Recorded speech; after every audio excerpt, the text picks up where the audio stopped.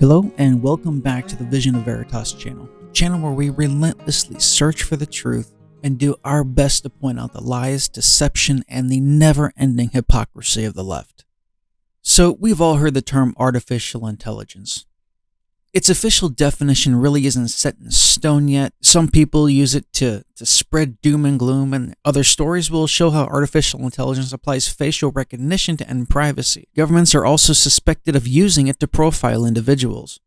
So I need to be careful about the terms that I use here. I've heard that anything with regards to election integrity, saying certain words that are associated with that, flag YouTube's algorithm, and whatever you're talking about gets put on the wayside, so to speak. With that being said, now imagine if artificial intelligence could be used to expose issues with elections past and present. What if algorithms can be applied to determine what really went on? So what is artificial intelligence? It's the concentration of massive computing power, integrating multiple data streams really fast to find subtle patterns or differences within those data streams. Take this for an example. When a customer calls into a company that's a 1-800 number with a complaint, voice recognition software instantly determines the person's likely age. It can also determine their agitation, whether they're, pissed off or not. Or if that person speaks with a specific accent, it can then route him or her to that specific language expert. As you can imagine, now compiling all this data, it takes larger processors with longer compute cycles, and it can take quite a while to analyze all this data to come up with a conclusion to whatever query you put in. So you might be asking yourself, what does any of this have to do with elections? Enter Project Omega. Remember those 2020 election voter rolls? Well, in early 2021, Sheriff David Clark and Mike Lindell asked Project Omega to load the Wisconsin voter rolls to find anomalies. You've all read the stories about 23,000 Wisconsin voters using the same phone number, allegedly, and thousands of voters with codes that cannot be traditionally read by computers, allegedly. The technology of fractal programming found everything necessary for the voter team analyzing all this. But let's look at some other states as well. In Alabama, there were voters older than Genghis Khan registered in 2020 who voted. Allegedly. There were the Missouri voters who registered in the Branston Hotel. Allegedly. There just so happened to be Texans who voted in person, but their ballot later changed to an absentee ballot. Allegedly. And you remember the Wisconsin voter who voted with a single character, an apostrophe, such a small character that it was thought that it was a speck on the computer screen. The original Wisconsin fractal system grew almost overnight to a dozen or more states. What was supposed to be a limited proof of concept exploded into the largest election database in the entire world, and that was only for 12 or 15 states. There were still the data of 25 more on deck. Project Omega begged existing election integrity organizations who advertised large voter databases to use fractal technology, giving local integrity teams this unique computing power. They even offered this technology for free. That's how important the integrity of our elections are. They offered it for free and they heard nothing. So it was eventually learned that many of the legacy voter integrity organizations were all about raising tons of money with zero interest in actually cleaning out the voter rolls. So with a dozen or so state voter integrity teams, we decided to do it ourselves. This is in reference to Project Omega. Upon doing this, something happened. You see, election integrity teams can be quite stubborn.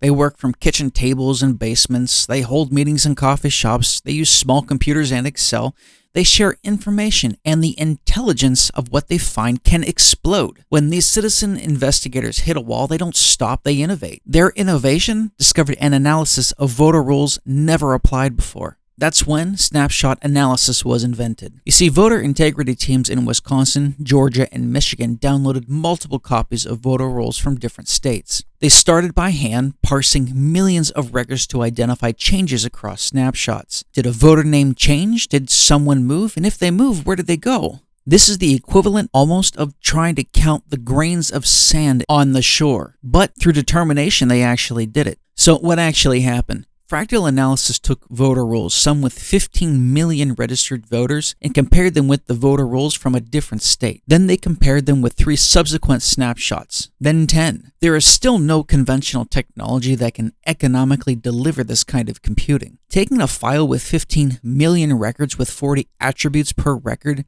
and comparing them against every cell is a compute near impossibility. It would require a data center the size of a city block, taking weeks and costing millions of dollars. So the Fractal team at Integrity Groups are doing this at scale on computers that you can hold in your hand. The result is a new type of data analysis never applied to voter rolls.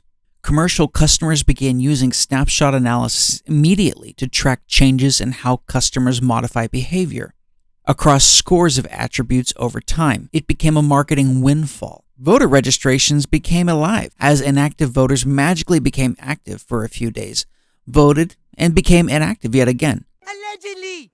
The teams that did this recognized that databases from Melissa and NCOA and purchased databases were wildly inaccurate, but that's all they had. They introduced property tax records as the source of truth for all things address related. You can say that your house is a business because you work from your basement, but the tax collector makes the call. When comparing property tax records with county voter registration records, it showed how overwhelmingly out of date and inaccurate these voter files really are, and government tax records proved it. Allegedly!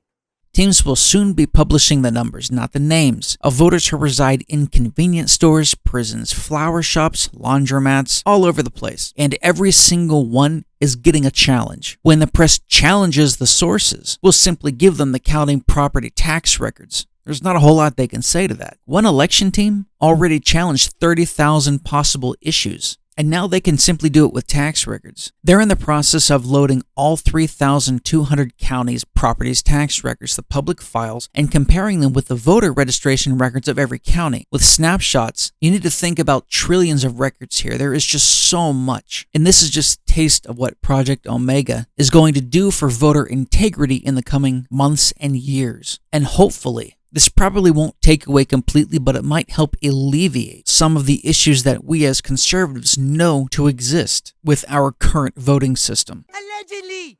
It's truly amazing how Democrats can challenge the 2016 election still today. They say that Donald Trump was illegitimately in office, when we all know otherwise. The man had so many votes that he broke the algorithm that was supposed to give Hillary the election. Hopefully one day very soon we will get back to honest voting. One day for the elections, one paper ballot, and one photo ID required. It works in countries all over the world. As long as you have teams from both parties checking, validating, and revalidating the initial and final count, the result is always going to yield a free and fair election.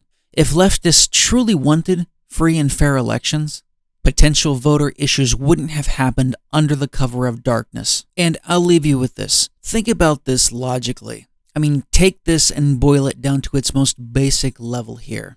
The most prevalent argument from Democrats is the fact that nothing got through the court system or was even allowed by the court system must prove that nothing happened, that there was no need to go after anyone, and there was no need to relook into anything. But think about this. Millions of dollars was spent to keep everything out of the court system. That's not a small amount of money. We're talking millions of dollars to keep questions about election irregularities and issues Allegedly! out of the court system. The courts to which we as United States citizens are obliged to use.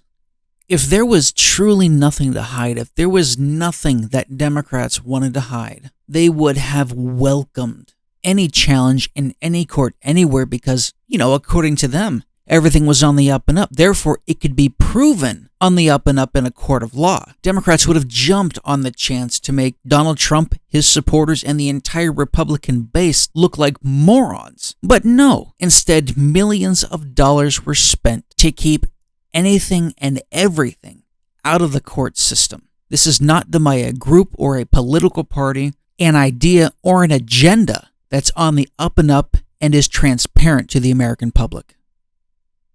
Truth has no problem being in the light. Lies, deception, those behind lies and deception do everything in their power to avoid it coming to the light.